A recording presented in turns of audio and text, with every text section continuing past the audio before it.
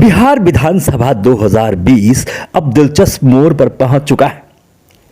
दोस्तों, आज इस वीडियो में हम बात करेंगे तेजस्वी यादव के उभर कर आने की कहानी और अपने पिता लालू प्रसाद यादव से कितने भिन्न है उनकी राजनीति के चाल। इस पे आज हम बात करने वाले हैं। मैं हूं धर्मवीर और आप देख रहे हैं न्यूज नॉक। तो चलिए इस वीडियो को शुरू करते हैं। न्यूज नॉक, जो है सही खबर वही।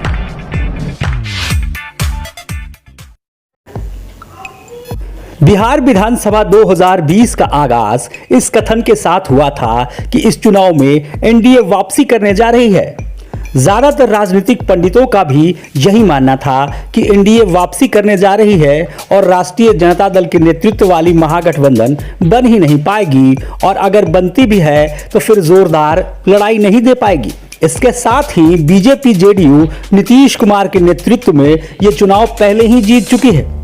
राजनीतिक पंडितों का यह भी मानना था कि अगर लालू जेल से बाहर होते तो बात और होती।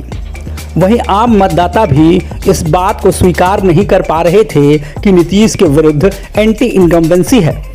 खासकर लॉकडाउन और बाढ़ जैसे संकट के कारण अधिकांश लोगों ने स्वीकार किया कि नीतीश की पहली और दूसरी कार्यकाल में सड़क, बिजली और कानून व्यवस्था में सुधार हुआ, लेकिन तीसरा कार्यकाल कुछ खास नहीं रहा है।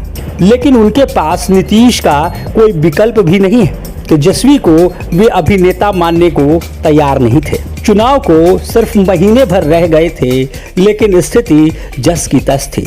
महागठबंधन अब भी आकार नहीं ले पाया था, लेकिन एनडीए को तगड़ा झटका तब लगा जब चिराग पासवान ने एनडीए से अलग होकर बिहार में चुनाव लड़ने का ऐलान कर दिया। चिराग के एनडीए से अलग होकर बीजेपी के साथ और जेडीयू के खिलाफ वाले फैसले ने बिहार की राजनीति को एक अलग ही मुकाम पर लाकर खड़ा कर दिया। लोजपा की बीजेपी की उम्मीदवारी वाली सीटों को छोड़ जदयू की सीटों पर उम्मीदवार खड़ा करने और सुशासन की सरकार पर गंभीर हमले के फैसले ने बीजेपी को उलझा दिया। लोजपा के इस कदम का प्रत्यक्ष लाभ महागठबंधन को मिला और एनडीए के इस असमानता के खिलाफ एक मजबूत घर बनाने में कामयाबी हासिल की। 10 लाख नौकरी देने के अपने वादे के कारण राज्य में युवाओं में अपनी मजबूत पकड़ बनाने में सफल रही, क्योंकि बिहार में रोजगार का औसत राष्ट्रीय औसत से कम है और दशकों से चरमराई नौकरी के प्रावधानों के कारण युवाओं के बीच तेजस्वी उम्मीद बनकर उभरे। हालांकि बीजेपी और जेडीयू ने शुरू में तेजस्वी के इस वादे को निराधार बताने की कोशिश की, लेकिन अपना यह दांव सफल होता ना देखकर बीजेपी ने 19 लाख रोजगार देने की घोषणा कर दी। साथ ही बीजेपी ने यह साबित किया कि तेजस्वी की 10 लाख नौकरी वाली बात अगर शगुफा है तो फिर चुनावी शगुफा छोड़ने में बीजेपी हमेशा सबसे अव्वल रही है। एक समय आक्रामक रुख में चल रही एनडीए को तेजस्वी की चालों ने रक्षात्मक होने पर मजबूर कर दिया, जिसकी पुष्टि कई सर्वे ने किया है।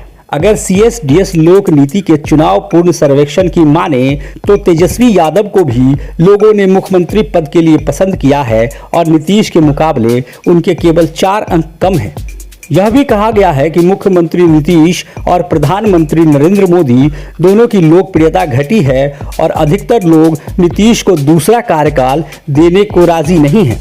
हालांकि सर्वेक्षण में अभी भी महागठबंधन पर 6% अंक की बढ़त के साथ एनडीए के लिए एक आसान जीत की भविष्यवाणी की गई है, लेकिन जमीनी सच्चाई इससे ठीक विपरीत है, क्योंकि हर 4 मतदाताओं में से एक ने कहा है कि वे अभी भी किसी निर्णय की स्थिति में नहीं हैं और अंत तक अपना पक्ष बदल सकते हैं। जमीनी हकीकत और महागठबंधन की सभाओं में जुटती भीड़ को देख अब राजनीतिक विश्लेषकों ने भी स्वर बदल दिए हैं। उन्होंने स्वीकार किया है कि पहले एक तरफा दिखने वाले इस मुकाबले में अब लड़ाई सीट दर सीट की हो चुकी है और एनडीए की बढ़त दिन प्रतिदिन कम हो रही है। जाहिर है तेजस्वी ने लालू की खाली जगह को कुछ हद तक कवर करने की कोशिश की है। 2010 के विधानसभा चुनाव में राजद ने लोजपा के साथ लालू के नेतृत्व में चुनाव लड़ा और उन्हें 243 में से केवल 22 सीटें हासिल हुई। इस बड़ी हार की तुलना अगर 2020 में तेजस्वी के नेतृत्व से करें तो इस बार विश्लेषकों को उम्मीद है कि महागठबंधन 3 अंकों के निशान को पार कर सकती है। यहां तक कि सबसे कम सीट देने वाले सर्वेक्षण में भी राजद को 60 सीटें मिलती दिख रही हैं। अगर इस मानक से तुलना किया जाए तो तेजस्वी अपने पिता की तुलना में अपने पार्टी को बेहतर बनाने में सफल होते दिख रहे हैं। लालू के बारे में अक्सर कहा जाता है कि वे घमंडी, जिद्दी और देहाती हैं, लेकिन तेजस्वी को चतुर, दूरदर्शी और अग्रणी नेता माना जाने लगा है। महागठबंधन के मतदाताओं में तेजस्वी के खिलाफ दुर्भावना नहीं है, जबकि लालू ने अग्रणी जाति के प्रति आक्रामक और खुली दुश्मनी को जन्म दिया था।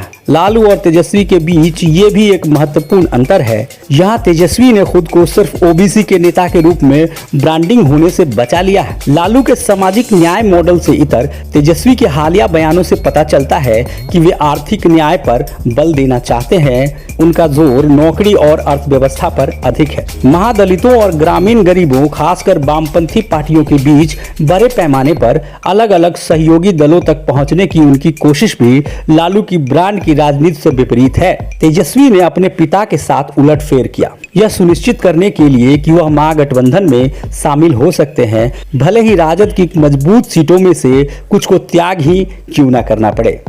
इसके अलावा नौकरियों और रोजगार को मुख्य चुनावी मुद्दा बनाने के उनके प्रयासों ने एनडीए के मतदाताओं के बीच भी महत्वपूर्ण प्रशंसा को आकर्षित किया है, क्योंकि सीएसडीएस सर्वेक्षण में अधिकांश लोगों का मानना था कि राजद नौकरियों के मुद्दे पर चुनाव लड़ रही है और 15 वर्ष पूर्व लालू के शासन के दौरान उनके व्यापक भ्रष्टाचार और कुशासन के साथ जुड़ने के एनडीए के प्रयास अब काम नहीं कर रहे हैं, क्योंकि पिता के कुकर्म के आरोप बेटे पर नहीं लगे हैं। इसीलिए तेजस्वी अब एक साफ छवि बनाए रखने में सफल रहे हैं। अगर ये प्रोग्राम आपको पसंद आया तो लाइक कर दीजिए, चैनल को सब्सक्राइब कर दीजिए, फेसबुक पेज पर फॉलो कर लीजिए और डेली हट पे भी हमें जरूर फॉलो कर लीजिएगा।